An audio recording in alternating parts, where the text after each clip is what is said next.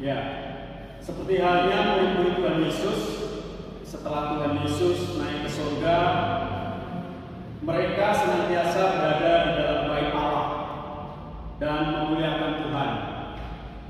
Hal itu tertulis di dalam Lukas pasal 24 ayat 53. Dan mereka semua bertekun dengan sehati dalam doa bersama-sama, dan beberapa perempuan serta Maria ibu Yesus dan dengan saudara-saudara Yesus. Kisah Para Rasul 1 ayat 14. Kita akan bangkit berdiri, kita akan memuji Tuhan, bertemu dalam kasih dua kali.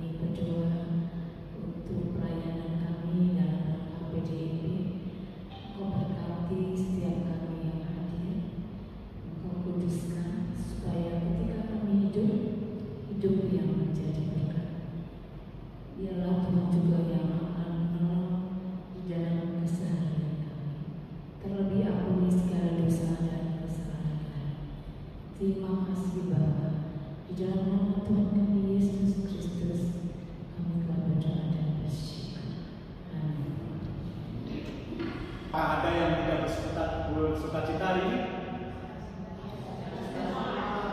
Bersukacita semua? Sebabnya apa? Bersukacitanya sebabnya apa?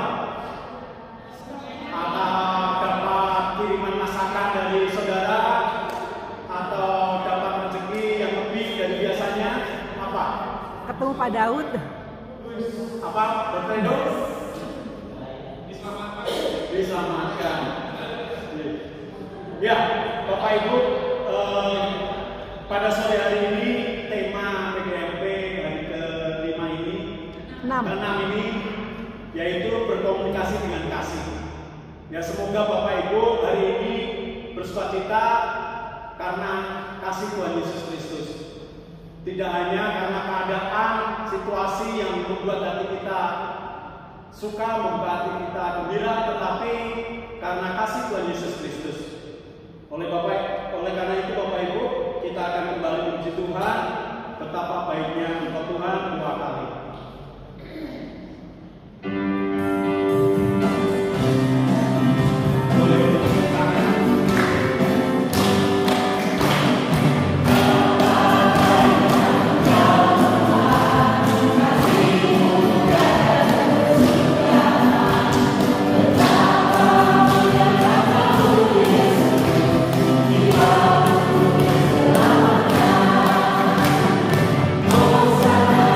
Oh,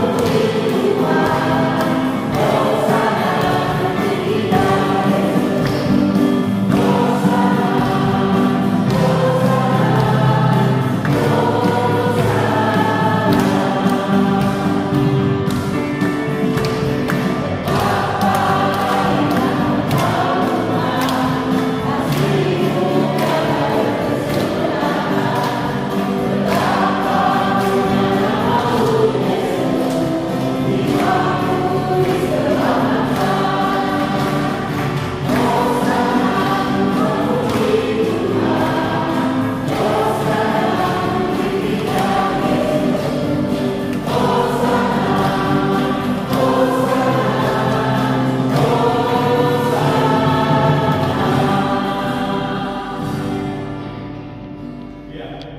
Karena kasih Tuhan Yesus Kristus kita diselamatkan seperti yang disampaikan tadi Dokter Edo. Nah, kita akan mendengarkan kesaksian pribadi yang pada sore hari ini Ibu Penatua Setiawati akan menyampaikan kesaksian pribadi. Silakan Ibu Penatua Setiawati. Shalom. Syukur ya kita bisa berkumpul di sini untuk bersama-sama bersekutu dalam persekutuan doa dalam Pentakosta. Kesaksian saya pada hari ini tidak ada persiapan. Jadi tadi pas berdoa terus siapa yang kesaksian, yang lain adalah saya mau kesaksian apa ya? Saya mau nyanyi, suara saya sudah serasa-serasa. Ya gitu. Tapi di dalam hidup saya tuh tidak pernah dalam kehidupan saya itu selalu mengenang orang tua saya, bapak saya, ibu saya. Jadi saya cerita ya, kami itu enam bersaudara itu tinggalnya di daerah Cisarua Bogor. Terus bapak saya itu kerja di Korek 061 Bogor. Kemudian pensiun 3 bulan sekali itu dia itu ke kampung halaman, ke Kediri ceritanya itu. Nah, selama 3 bulan sekali bapak saya itu ke Kediri, itu anak-anaknya tinggal di rumah. Jadi yang di rumah itu cuma anak-anak aja. Kakak saya yang paling besar waktu itu SMA kelas 1. Kemudian saya waktu itu SD kelas 1 kelas 6. Nah, waktu itu saya punya tetangganya itu di antaranya itu ada orang Bali, ya. Terus ada namanya Ibu Seni, terus ada namanya Pak Andreas, ada saya itu. Suatu ketika saya itu bertanya kepada bapak saya, Pak, Ibu itu kenapa sih Pak dipanggilnya Ibu Bali? Padahal sebetulnya itu sebagai anak bertanya gitu kan logis ya. Kenapa disebut Ibu Bali? Sebetulnya saat itu saya mau bertanya kenapa nggak dipanggil seperti nama-nama ibu yang lain, misalnya tadi Ibu Seni, Pak Andreas, gitu ya. Tapi apa yang dijawab oleh bapak saya? Bapak saya itu maksud itu dosen itu, gitu. Luar biasa ya didikan bapak saya seperti itu. Dan itu sampai dengan sekarang saya itu masih ada di memori saya apa maksud bapak menurut saya. Cuma waktu itu saya masih anak-anak ya, saya itu ya udah gitu aja. Mungkin saya salah ya, kenapa saya tanya seperti itu gitu kan ya sudah. Nah, itulah komunikasi dalam keluarga saya waktu saya masih kecil.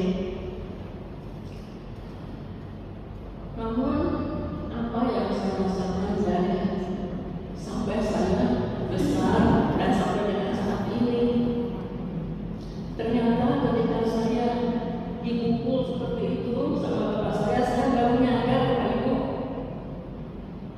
Nyadarnya itu apa? Ternyata dalam Alkitab berkata kita sebagai orang Kristen itu harus apa ya? Lambat bicara, cepat mendengar.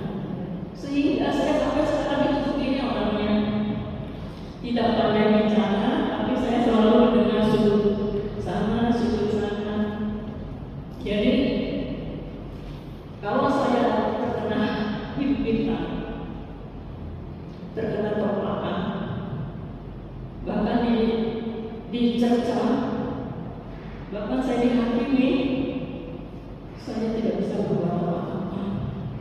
Nah, karena saya ingat waktu itu bapak saya seperti itu dan Tuhan mengatakan sebagai orang Kristen harus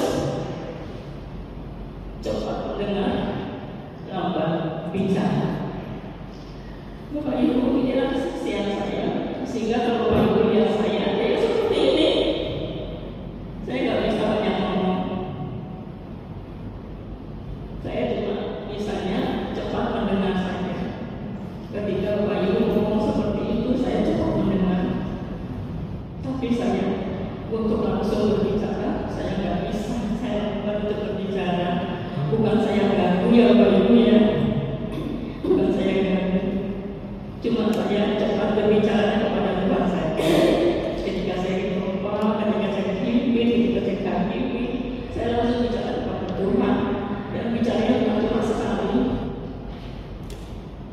Setiap kali saya bicara kepada Tuhan, langsung Tuhan seperti ini. Nah, ternyata kalau komunikasi yang tidak enak itu ada buahnya. Buahnya itu sekarang saya seperti ini.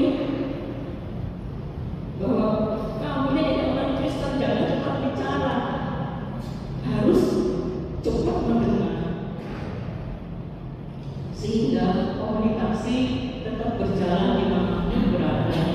Walaupun ketika saya ada di sana tidak senyamannya, ketika saya di sana tidak seamannya, tapi saya tetap bisa berkomunikasi karena saya selalu cepat mendengar dan lambat bicara.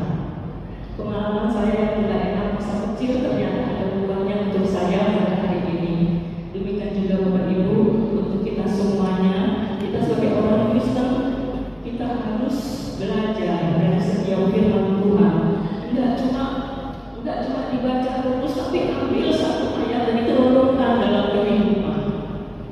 Nyatakan itu dari Tuhan terasa menyenangkan dan berkat bagi semua orang. Roh Kudus masuk dalam kehidupan kita. Tuhan memberkati. Amin.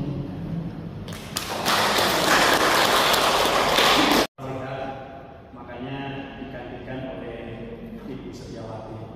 Ya, puji Tuhan, apa yang disampaikan Ibu Setiawati pada petang hari ini kiranya bisa memberikan kita sesuatu yang dapat kita pakai dalam kehidupan kita, baik di dalam gereja, di dalam hubungan kita dengan masyarakat maupun dengan saudara-saudara kita. Kita akan sambut kesaksian pribadi dari Ibu Penatua Setiawati dengan menyanyikan Aku Mengasihi Engkau Yesus 2 kali.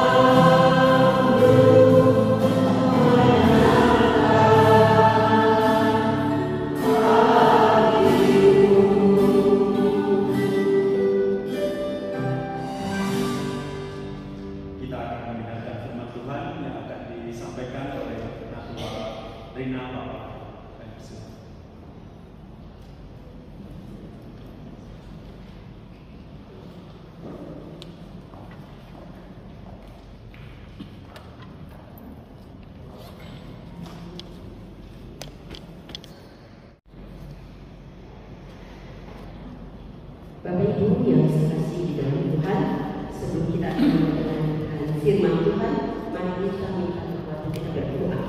Mari kita satu di dalam doa. Dengan kerendahan hati kami datang kepadamu ya Tuhan. Kami mengucap syukur atas kasih dan karunia-Mu pada malam hari ini. Kami diberikan kesempatan oleh Tuhan boleh bersama-sama belajar firman-Mu. Seorang hamba-Mu yang sudah Engkau utus pada hari ini Tuhan, kiranya memberikan Roh Kudus-Mu agar supaya apa yang disampaikan nanti boleh memberkati kita semua yang mendengarnya. Terima kasih Tuhan. Inilah doa kami di dalam nama Tuhan kami Yesus Kristus. Kami bawa doa ini. Amin. Bapak Ibu, saudara-saudara yang terkasih, sebelum saya akan memulai khotbah, ada satu pantun. Belum. Di pantai banyak pohon kelapa. Tampak nelayan mulai benua. Di awal saya menyapa, selamat datang untuk semua. Bapak Ibu yang saya kasih di dalam Tuhan, puji syukur kalau pada malam hari ini kita semua diberikan kesehatan, kekuatan, sehingga boleh bersama-sama hadir di tempat ini. Mungkin kalau kita lagi sakit, kita tidak mungkin ya datang di tempat ini. Jadi kita bersyukur karena kita semua sehat dan bisa bersama-sama mengikuti persekutuan doa menyambut Pentakosta hari yang ke-6. Bacaan renungan kita ambil dalam kitab 1 Korintus 13 ayat yang pertama.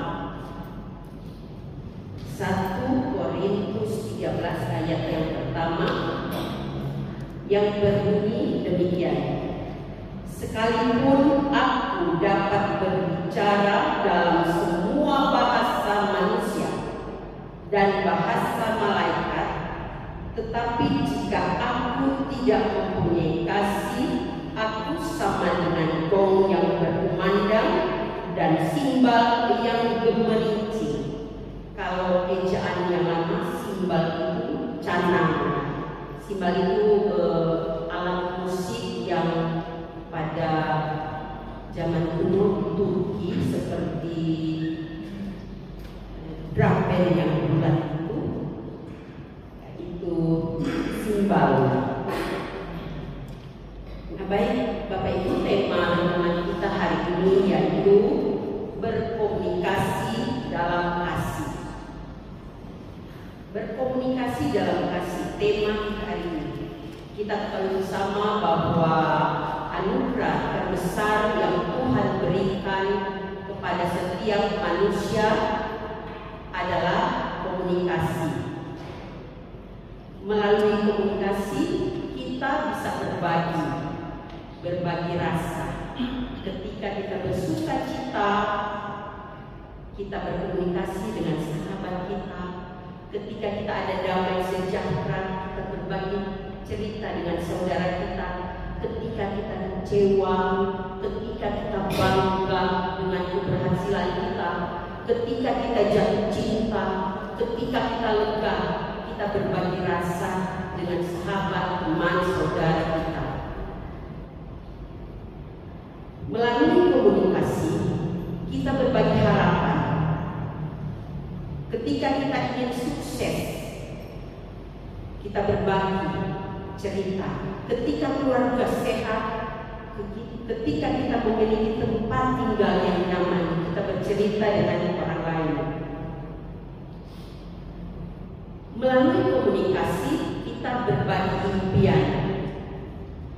Ketika kita ingin melanjutkan sekolah, kuliah, ketika kita ingin belajar musik, ketika kita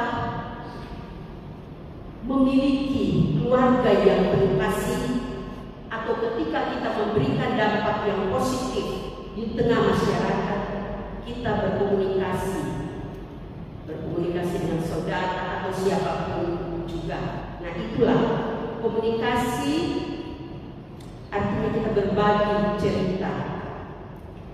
Tanpa komunikasi ini seperti sunyi, sepi, seperti kampung yang ada di Cikundul, kampung bisu, tidak ada yang bicara, yaitu seperti ada kehidupan tetapi tidak hidup, tidak ada oksigen, semua tanpa bicara. Nah, ada satu peribahasa yang mengatakan bahwa mulutmu harimaumu. Kata-kata kita yang keluar dari mulut kita mengandung kekuatan, kekuatan untuk memberkati, kekuatan untuk mengutuk. Ketika kita marah, kadang-kadang udah macam-macam kutukan. Kekuatan untuk menyembuhkan. Ketika kita ke rumah sakit, kita berdoa. Kekuatan untuk melukai. Tapi ada juga kekuatan membawa damai, dan juga ada kekuatan menjadi biang kerok. Mulut kita menjadi biang kerok, memecah belah hubungan antara yang satu dengan yang lain. Kita tidak menggunakan mulut kita untuk menyebarkan kasih. Nah, di sini kita tinggal pilih berkomunikasi dalam kasih atau tidak. Tapi kita diingatkan bahwa Kristus telah mengasihi kita terlebih dahulu. Nah, oleh sebab itu kita dipanggil untuk berkomunikasi dalam kasih. Nah, pertanyaannya, ketika kita berkomunikasi, apakah dalam pembicaraan kita membawa damai, membawa penghiburan, kekuatan, memperkeruh suasana, menimbulkan luka, atau kesalahpahaman? Itu yang menjadi pertanyaan kita masing-masing. Mari kita belajar dari Rasul Paulus yang fasih berbicara, yang fasih menulis, dan memiliki kasih yang luar biasa terhadap jemaatnya. Rasul Paulus mengatakan bahwa nasihat kami tidak lahir dari kesesatan. Nasihat kami tidak ada tipu daya. Nasihat kami murni, tidak ada embel-embel. Sebab apa? Karena Allah telah mempercayakan Injil kepada kami, sehingga kami bisa berbicara bukan untuk menyenangkan hati manusia, tapi menyenangkan hati Allah. Kata Rasul Paulus, kami tidak bermulut manis, kami tidak mempunyai maksud yang serakah, yang tersembunyi. Sebab Rasul Paulus mengatakan bahwa yang menjadi saksi adalah Allah. Kadang-kadang kita manusia bisa saja menjadi saksi, tapi saksi dusta. Kita bisa lihat banyak pelajaran-pelajaran yang kita ambil, baik kita nonton di YouTube, sampai sekarang kisahnya belum terselesaikan. Insinyur Mulyono, mungkin Bapak Ibu tahu ya. Nah,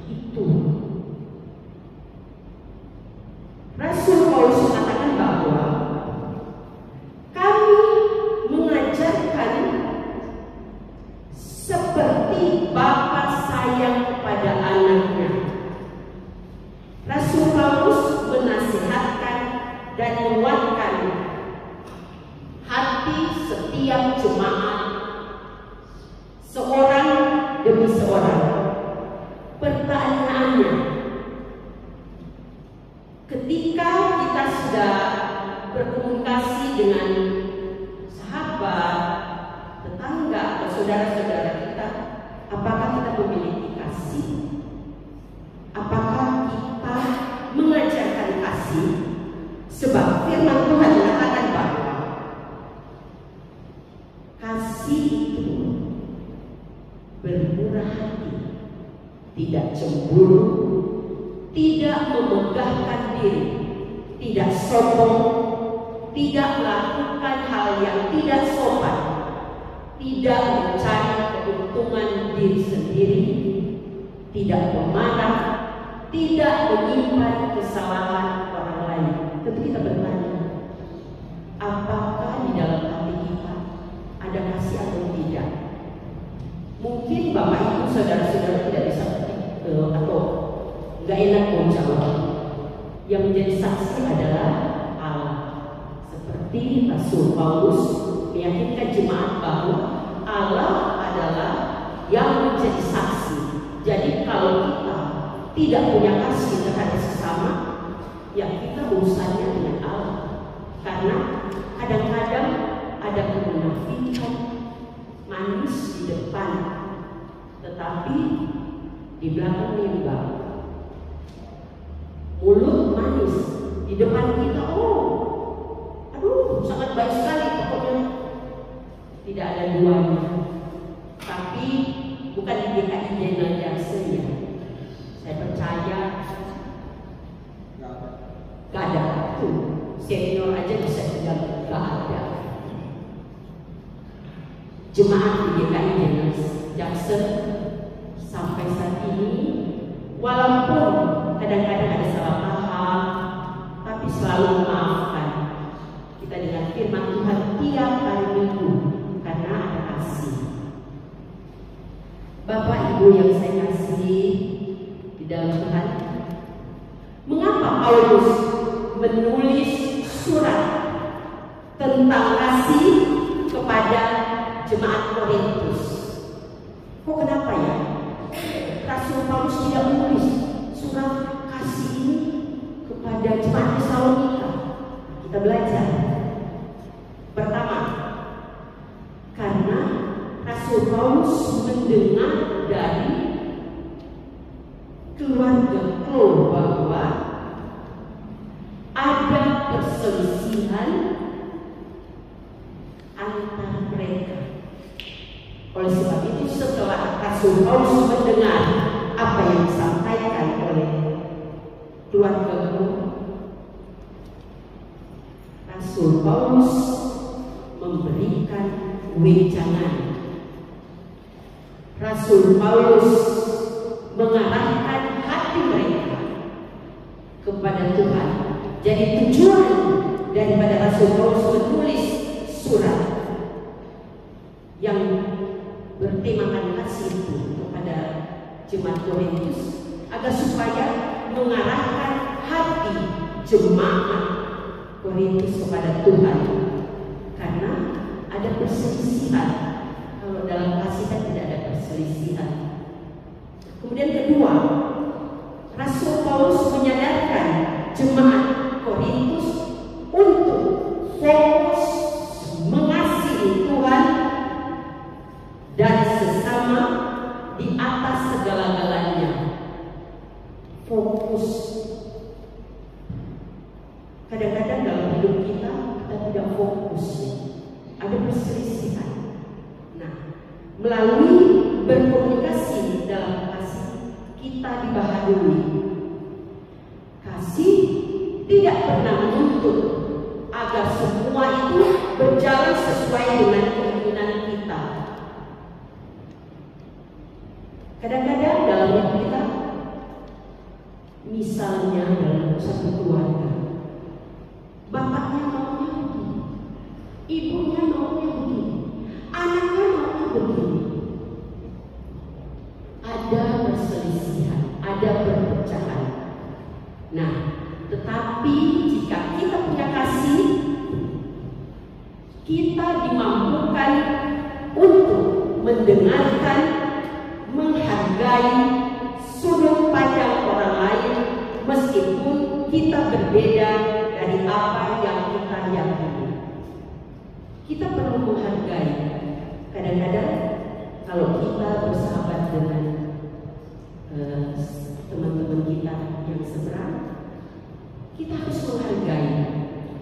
Masuk ke dalam kambing, mengambil, tapi jangan makan rumput.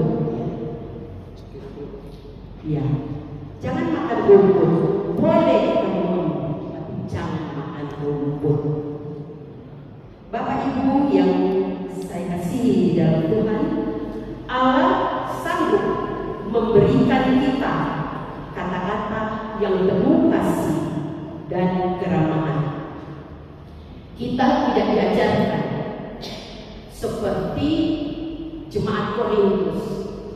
Di dalam 1 Korintus 1 ayat 12 dan 13 mengatakan bahwa aku dari golongan Apolos, aku dari golongan Kefas, aku dari golongan Kristus. Tapi firman Tuhan berkata demikian, adakah Kristus terbagi-bagi? Adakah Paulus disalibkan karena kamu? Adakah kamu dibaptis atas nama Paulus?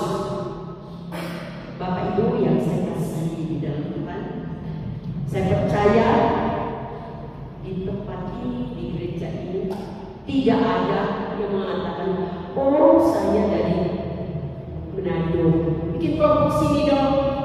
Saya dari Batak, bikin kelompok sini dong. Atau saya dari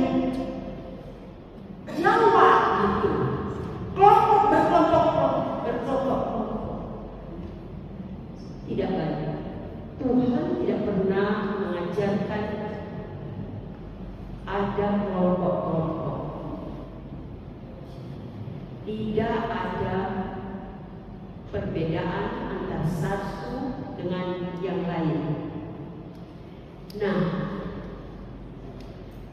Allah sanggup memberikan kepada kita kata-kata yang penuh kasih dan keramahan.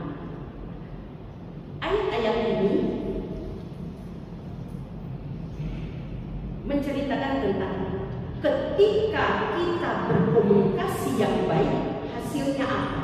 Kita baca di dalam Amsal 12 ayat 25. Ketika kita berkomunikasi yang baik, menghasilkan apa?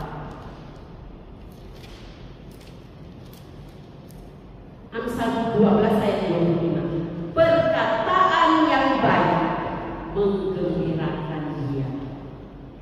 Ya kan? Ketika kita lagi berkomunikasi, kita menceritakan kebaikan, bukan keburukan orang lain, tentu kita merasa sukacita ya, merasa gembira. Tiba-tiba datang ke mimpi, oh ini ya, sampai napas aja nggak berhenti menjelekkan orang. Amsal mengatakan bahwa perkataan yang baik itu menggembirakan. Kemudian di dalam Amsal 16 ayat 24, dan ini adalah kata-kata yang penuh kasih dan keramahan. Perkataan yang menyenangkan seperti sarang madu, manis bagi hati dan sehat bagi tulang. Jadi ketika kita berkomunikasi menyenangkan hati antara yang satu dengan yang lain, tulang-tulang kita sehat, hati kita manis seperti sarang madu, tidak kena hepatitis, sehat, karena dalam hati kita tidak ada kemunafikan, dalam hati kita tidak ada kebusukan. Sukacita damai sejahtera. Coba kalau kita praktekkan dalam hati kita ada sukacita damai sejahtera, tidak ada kemunafikan, awet muda. Praktekkan dalam kehidupan kita sehari-hari. Tapi kalau kita cemburu terus, nggak kebayang mukanya kayak gimana. Ya saya ada satu kesaksian, saya pernah ada yang minta tolong untuk saya memasukkan anaknya itu ke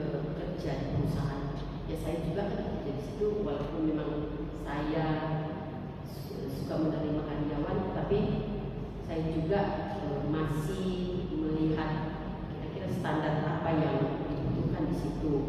Ya salah satu contoh, kalau di peternakan itu bekerja mengurus ayam berarti tenaga yang diperlukan ya. Kalau untuk tingkat pendidikan kasihan kalau dia tingkat pendidikan tinggi nanti cuma kasih makan ayam, enggak sekolah pun bisa kasih makan ayam. Nah itu jadi saya pertimbangkan, saya bilang nanti lihat gimana ke depannya kalau ada yang lowongan. Beberapa hari kemudian saya sampaikan bahwa maaf, saya cerita juga bahwa tidak ada lowongan karena alasan ini. Ya, saya juga tidak menyangka bahwa ibunya itu kalau ketemu saya cenderungnya agak kekelungan. Saya berpikir saya tidak bermasalah. Kalau saya mau ini juga ya bisa aja. Ya cuman saya dalam hati aja. Apa sih saya mau urus? Kalau toh dia buka cenderung sama saya, biar aja. Oh itu buka dia, bukan buka saya. Kalau yang jelek jadi dia, bukan saya. Yang saya akan urus diri saya sendiri dulu. Saya mesti punya sukacita dan sejahtera. Kalau dia marah dari urusan dia, itu aja. Kita mesti punya prinsip juga. Kita tetap mengasihi mereka. Kalau kita sudah memberikan penjelasan bahwa ada kriteria tertentu yang diperlukan ketika kita melamar satu pekerjaan, tetapi kalau mungkin ada orang berpendapat, ya bicara kasarnya begini, lu kan di sana kan udah ya udah berperan banget di situ ya, tinggal tekan tombol aja masuk. Iya, bisa tekan tombol bisa, tapi kita harus perhatikan juga sekolah tinggi kalau cuma kasih orang lain nggak apa. Tapi apakah mereka pernah berpikir demikian? Tidak. Mereka hanya cuma berpikir, apa harus masuk kemudian langsung manajer? Tentu tidak kan. Saya juga harus berproses sampai sekarang 30 tahun saya bekerja. Nah itu. Jadi ketika kita menghadapi orang-orang yang kita tidak punya salah kemudian marah, kita setidaknya kita memberikan penjelasan. Tetapi kalau mereka memang punya karakter yang demikian atau bukan mereka memang cemburu, ya biarin aja. Yang tua kan dia, itu aja berprinsip. Yang mukanya jelek, yang jadi jelek karena cemburu kan dia. Ya tetap aja kita suka cita dan sejahtera, kita ada kasih. Tapi kita tidak boleh sama sekali menganggap enteng, maksudnya, oh, ya bicara, lu siapa sih, jangan. Tetap kita harus mengasihi dia, karena kita tidak pernah tahu bahwa dia juga punya problem yang luar biasa. Mungkin ada yang sakit keluarganya atau yang membutuhkan pertolongan. Nah itu yang Bapak Ibu kesaksian saya. Nah di sini yang penting kita harus berkomunikasi dalam kasih sebagaimana yang Rasul Paulus dan Tuhan Yesus ajarkan. Nah, bagaimana selama ini kita berkomunikasi dengan orang-orang di sekitar kita? Apakah perkataan kita penuh kasih atau seringkali menyakiti orang lain tanpa kita sadari? Apakah kita lebih sering mendengarkan untuk merespon atau mendengarkan untuk memahami? Jadi kita kalau orang ada berkeluh kesah, ya kita respon, memahami dan kita merespon. Seperti yang tadi pengalaman saya, ya saya sampaikan respon kita bagaimana. Walaupun hasilnya baik tidak baik, tetap kita mesti sampaikan. Nah, firman Tuhan hari ini mengingatkan kita bahwa tanpa kasih, semua perkataan kita, sehebat apapun kita, hanyalah bunyi yang kosong.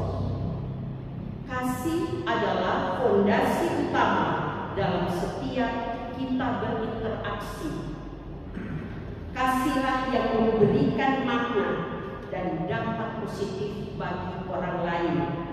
Mari kita memohon Roh Kudus untuk memampukan kita agar setiap kata yang keluar dari mulut kita adalah ungkapan kasih Kristus. Semoga kita menjadi pribadi-pribadi yang melalui komunikasi kita orang lain dapat merasakan kasih Tuhan yang nyata. Amin.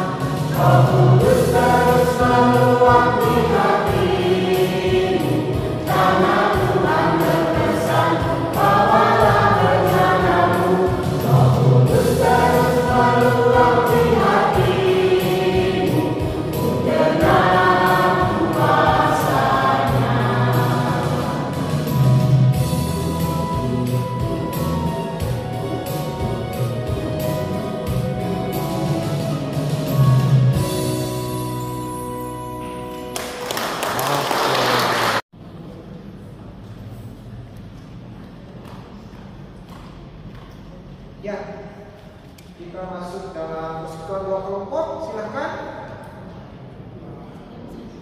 Satu kelompok, 2 orang. Jangan sesama penatua, jangan sesama saudara. Kalau bisa berbeda dengan yang kemarin-kemarin.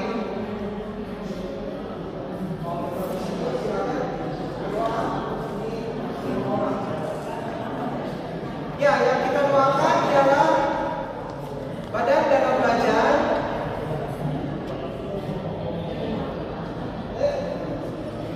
Badan dalam belajar, lalu BPK penabur. Ya, yang tentu kita doakan ialah pengurusnya, orang tua yang menyekolahkan anaknya di BPK penabur, juga orang tua yang menjadi penerima badan dalam belajar serta guru-guru.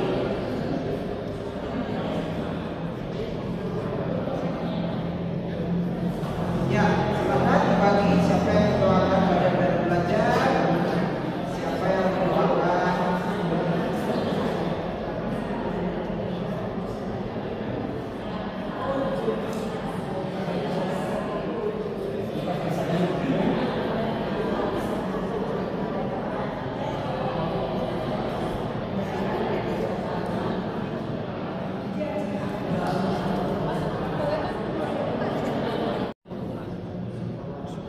kasih.